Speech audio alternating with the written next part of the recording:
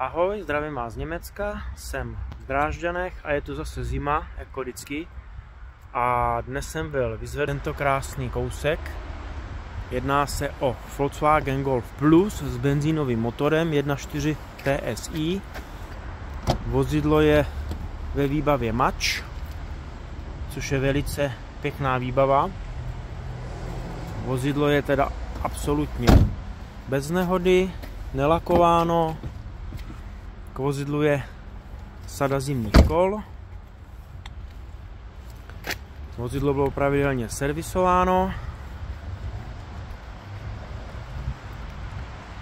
takže ani na vozidle není moc práce, co se týče čištění, což je docela neobvyklé, ale ušetří mi to samozřejmě čas.